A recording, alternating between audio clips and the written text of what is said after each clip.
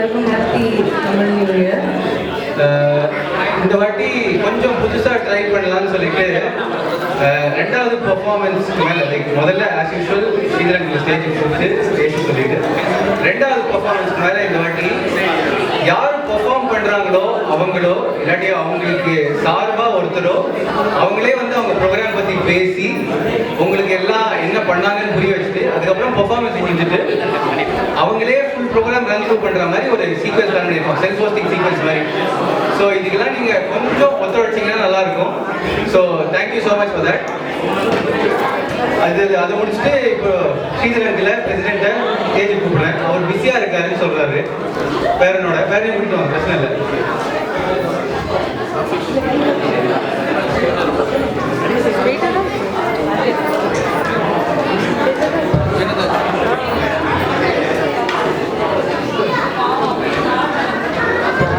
இனிய சொந்தங்களுக்கு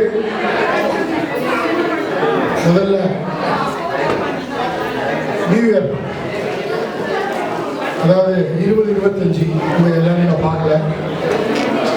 இந்த 2025 புத்தாண்டு வாழ்த்துக்களை முதல்ல சொல்லி அப்புறம் நம்ம தமிழ் புத்தாண்டு சித்திரை மாதம் விஸ்வா வசு அப்படின்னு பேர் இந்த வருஷத்துக்கு.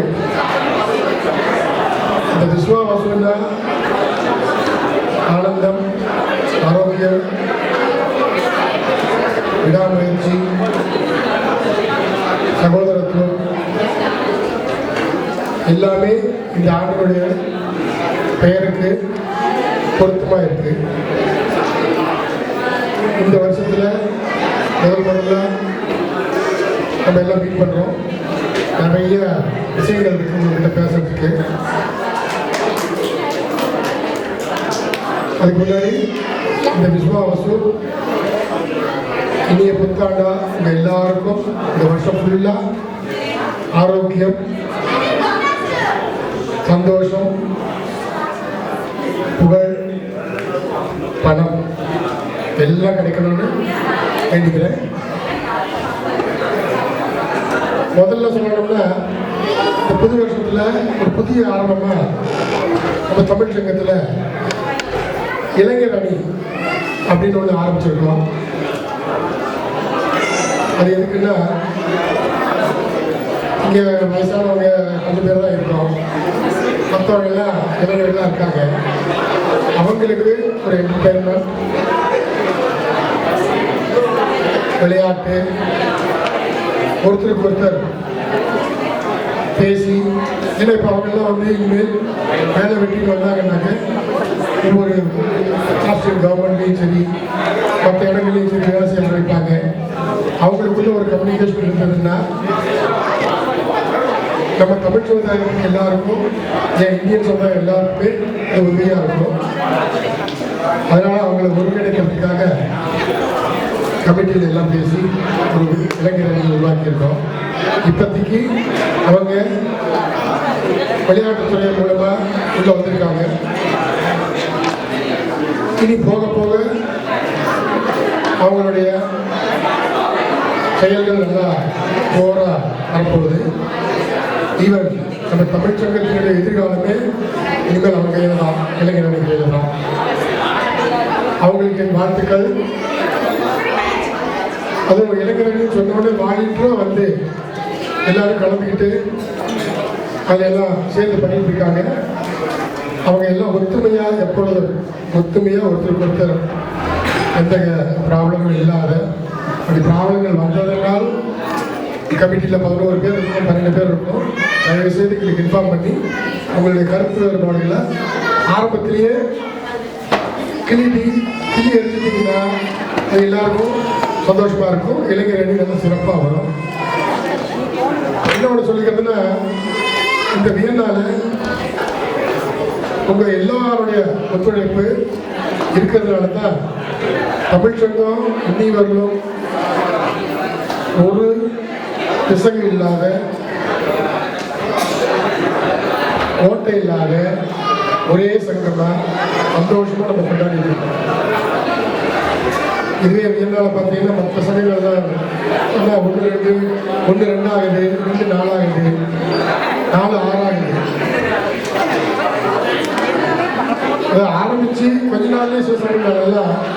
போகிறாங்கன்னா மனக்கசப்பு. மனக்கசப்பு எதுக்கு வருது? ஒருத்தருக்கு ஒருத்தர் இந்த கம்யூனிகேஷன் கிடையாது. இது நல்லா இருக்கு, இது நல்லா இல்லைன்னு ஒரு 10 பேர் நாங்கள் கமிட்டியில் வந்து டிஸ்கஸ் பண்ணி ஒரு விஷயத்தை செயல்படுத்துறதுக்கு எவ்வளவோ முயற்சி பண்ணாங்க. அதுலேயும் சில பல கருத்து வேறுபாடு இருக்கும்போது நோட் பண்ணுறதெல்லாம் இந்த கருத்து வேணுமா எல்லாம் கை தூக்குங்க. மெஜாரிட்டி எது வருதோ இப்போ இளைஞர் அணி நாங்கள் உருவாக்கியிருக்கோம்னா மெஜாரிட்டி மூலமாக தான் கிட்டத்தட்ட 11 பேர்ல 9 பேர் இளைஞர் அணி வேணும். இளைஞர் அணி கொடுக்குது. அதே மாதிரி ஒருத்தருக்கு ஒருத்தர் பேசி விஷயங்களை புரிய வச்சுக்கிட்டோம்னா அந்த தமிழ் சங்கம் இன்னும் மேலே மேலே முன்னாடி போயிட்டே இருக்கும். இந்த ஃபங்க்ஷனுக்கு அப்புறம் பக்ரீத் வருது, அது முடிஞ்சு தீபாவளியை இந்த வருஷமும் வெளியே கொண்டாடலாம்னு இருக்கோம். ஆள் புக் பண்ணியிருக்கோம். அது இன்னும் பெருசாக கொண்டாடலாம் அப்படின்னு எங்கள் கமிட்டியோட ஒரு இது. அதில் எல்லாருமே சந்தோஷமாக செயல்படணும்னு ஆசைப்படுறாங்க. அதுக்கு எங்களுக்கு தயவு செய்து இளைஞர்கள் நிறைய வாலண்டியர்ஸ் தேவைப்படுது. இப்போ வாலண்டியர்ஸாக வந்து எங்களுக்கு உதவி செய்ய ஆரம்பிச்சிங்கன்னா பிற்காலத்தில் நீங்கள் எல்லாம் தமிழ் சங்கத்தில் நீங்கள் எல்லாம் கமிட்டியில் வந்துடுவீங்க. ஏன்னா உள்ள வந்தாக்கா என்ன கஷ்டம் என்ன இதுன்னு தெரியும் உங்களுக்கு.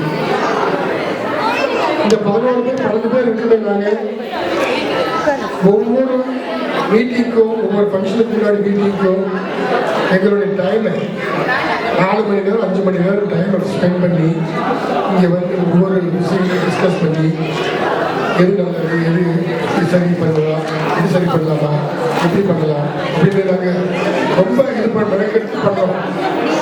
எங்களுக்கு இதுக்கு தமிழ் சங்கத்திலேருந்து எந்த ஒரு இதையும் இது நாங்கள் எதிர்பார்க்கல. நாங்கள் எதிர்பார்க்கறதெல்லாம் எல்லாரும் சந்தோஷமாக ஒற்றுமையாக இருக்கணும். தமிழ் சமுதாயம் ஒற்றுமையாக எப்பவும் இருக்கணும். அதுக்காகத்தான் அந்த ஒற்றுமையை உங்களால் தான் கொண்டு வர முடியும். இப்பயே சில இடங்கள்ல சில பேருக்கு மனக்கசப்பு மனஸ்தாபம் இருக்கலாம். சட்டம் தமிழ் சங்கம் வரும்போது எல்லாருக்கும் ஒன்றுதான், எனக்கும் ஒன்றுதான், எல்லாருக்கும் ஒன்றுதான். 18 வயசான மெம்பர் ஆகணும். ஃபேமிலியாக இருந்த கல்யாணம் ஆயிடுச்சுன்னா வேலை செய்யறீங்கன்னா ஃபுல் மெம்பர் ஆகணும், ஃபேமிலி மெம்பர் ஆகணும். இதுதான் சட்டம். இதில் எனக்கு தனி இது அவங்களுக்கு தனி இதெல்லாம் ஒன்றும் கிடையாது. எல்லாரும் தமிழ் சங்கத்தை நல்லபடியாக வழி நடத்தணும் அப்படின்னு கேட்டுக்கிறேன். அப்புறம் இந்த வருஷம் ஆஸ் யூஷுவல் எல்லா ஃபங்க்ஷனும் நல்லபடியாக கொண்டாடலாம். அடுத்த வருஷம்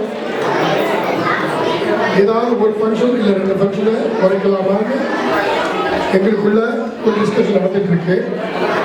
அதுக்கு நான் சொன்னேன், நம்மளை கேட்கறத விட நம்ம எல்லாம் 11 பேர் பேசுறத விட எல்லா மக்கள்கிட்டையும் ஒரு லிஸ்ட் அனுப்பி மெயில் அனுப்பிச்சிடலாம்.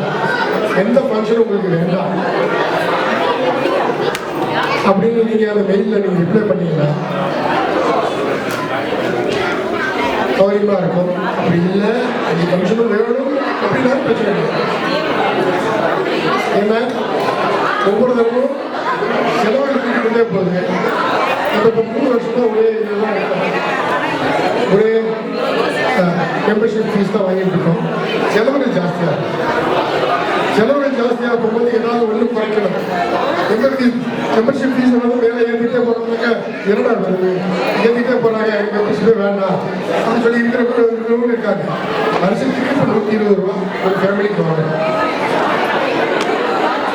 அதாவது 2 பேர், ஆக்சுவலாக 2 பேர், குழந்தைங்க எல்லாம் 2 பேர் 4 பேர் இப்படி 5 ஃபங்க்ஷன் 6 ஃபங்க்ஷன் நடக்கும்போது 6 2 12 சாப்பாடு போகுது.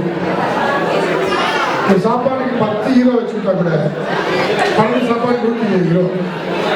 ஆனால் ஆள் வாடகை, கிளீனிங்கு, மொத்த எலக்ட்ரிசிட்டி பில்லு, அது இன்சூரன்ஸு, பட்டாசு, இவ்வளோ நிறைய விஷயங்கள் இருக்கு. இந்த பொன்னாடை பாத்திரம், பொன்னாடை எல்லாம் சும்மா கிடைக்கிறது இல்லை. ஒவ்வொருத்தருக்கும் பொன்னாடை பாத்திரம் மேலே வர வச்சு கூப்பிட்டு உட்கார வச்சு பேசலாம் பிடிக்கலாம். அப்படி பண்ணும்போது செலவுகள் ஜாஸ்தியாக இருக்கிறதுனால ஸ்பெண்டை கேட்குறோம். ஸ்பெண்ட் யாருக்காக கொடுக்க முடியுமா? 120 கொடுத்துட்டு ஸ்பெண்டிங் கொடுக்கணுமா அப்படின்னு சில பேர் கேட்குறாங்க. நான் அதுக்கு என்னுடைய கமிட்மெண்ட் பேசி நான் இன்க்ளூடிங் மைசெல் எல்லாம் சேர்ந்து கடைகண்ணிகளில் போய் கேட்கணும். ஒரு கடைகண்ணியில் போய் ஒரு கடையில் போய் கேட்டால் 2 கிலோ அரிசி தரேன், 1/2 கிலோ மிளகா தரேன் அப்படின்றாங்க. அரிசி மிளகாய் வச்சுட்டு என்ன ஸ்பெண்ட் ஆவாங்க. சில கடைகள் கோல்டு சொல்லுறான். கோல்டு சொல்லிக்கார நீங்க எத்தனை பேர் வருவீங்க, இத்தனை பேர் வரதுக்கு கேரண்டி உண்டா, அது உண்டா, இது உண்டான்னு கேட்டு கடைசியாக நான் அடுத்த வருஷம் பார்க்குறேன். இப்படி போகிற இடங்கள்லாம் ஏதாவது ஒரு தடங்கள் வந்துட்டே இருக்கு. ஆனால் செலவு ஜாஸ்தியாக இருக்கு. தயவு செய்து உங்களுக்கு முடிஞ்சமான பக்கத்துலையோ தெரிஞ்ச கடைகள்லையோ ஈவன் அப்பத்துக்காக இருந்தாலும் சரி, எதுவாக இருந்தாலும் சரி, உங்களுடைய அட்வர்டைஸ்மெண்ட்டு இங்கே தமிழ்ச்செல்வத்தில் வைங்க அப்படின்னு சொல்லி பாருங்க. ஏதோ அவங்களுக்கு 100-200 கொடுத்தாங்க, அது சேர்றதுல நமக்கு அதாவது ஒரு பெரியவர்களுக்கெல்லாம் தெரியும், புதுசாக நண்பர்களுக்கு தெரியாது. ஒரு 4-5 வருஷத்துக்கு முன்னாடிலாம் நிறைய டூர் போனோம். இந்த பக்கம் இட்டாலி பக்கம் போனோம், பிளேன் போனோம், மைசூர் போனோம். அதுக்கெல்லாம் சங்கத்தில் கொஞ்சம் காசு எடுத்ததுனால அதை வந்துட்டாங்க. எங்களுக்கு எடுத்துக்காங்க, உங்களுக்கு எங்களுக்கு செலவு பண்ண தேவையில்லைன்னு சொல்லி உங்களுக்கு எல்லாருக்கும் சேர்ந்து செலவு பண்ணலாம்னு சொல்லி நாங்கள் சங்கத்தில் ஒரு அமௌண்ட்டை போட்டு எங்ககிட்ட ஒரு காசு கலெக்ட் பண்ணி இந்த மாதிரி போயிட்டு வருவோம். அதெல்லாம் இந்த 120 பேர் 120 பேரும் ஒரு 3 பஸ் 2 பஸ்ஸில் ஒரு இடத்துல போய் ஜாலியாக 2 நாள் 1 நாள் தங்கி இருந்து எவ்வளோ அற்புதமாக தேவை எப்படி இருந்தது. அப்போ அவ்வளோ அருமையாக இருந்தது. அது மாதிரி இது எல்லாமே நம்ம எல்லாம் ஒற்றுமையாக இருக்கணும். இந்த தமிழ் சங்கம் ஆரம்பிச்சதுக்கு காரணமே அந்த தமிழ் குழந்தைங்க இந்த வியனால எல்லா வளங்களையும் பெறணும், ஒருத்தர் சந்தோஷமா ஆடி பாடி சிரிச்சுட்டு கொண்ட ஊருக்கு. அதுக்காகத்தான் முதல்ல ஆரம்பிக்கும் போது ஒரு 10-15 குழந்தைங்க இருந்தாங்க. இப்ப குழந்தைங்க வந்து கிட்ட 100க்கு வந்துருச்சு. பார்க்கும்போது சந்தோஷமா இருக்கு. இப்ப குழந்தைங்களானவங்க இப்ப இளைஞரணி செயலாளராக தலைவராக இருக்காங்க. அப்ப இருந்தவங்கலாம் இந்த குழந்தைங்களாம் ஒரு காலத்துல பெரிய ஆளா இருக்கும்போது நம்மளாம் சாம்பார் உட்காந்துட்டு காத்துட்டு இருக்கோம். அதனால தமிழ் சங்கத்தை உங்க கையில வச்சிருக்கோம். நீங்க எல்லாம் சேர்ந்து மேல மேல தமிழ் சங்கத்தை கொண்டு வாங்க. அந்த தமிழ் சமுதாயத்தை நல்லபடியா இந்த வியன்னால ஆஸ்திரியாவில் வேலை வச்சுருங்க. மற்ற சங்கங்களை விட தமிழ் சங்கம்னா ஒரு கெட்டு அப்படின்னு இருக்கணும். அதுதான் என்னுடைய ஆசை. நான் ரிட்டையர் ஆகிறதுக்குள்ள கொண்டு வந்துருக்கீங்கன்னு நினைக்கிறேன். வாழ்க தமிழ், வாழ்க தமிழ் புத்தாண்டு. அனைவருக்கும் எல்லாம் ஜாலியாக சந்தோஷமா இருங்க. வணக்கம்.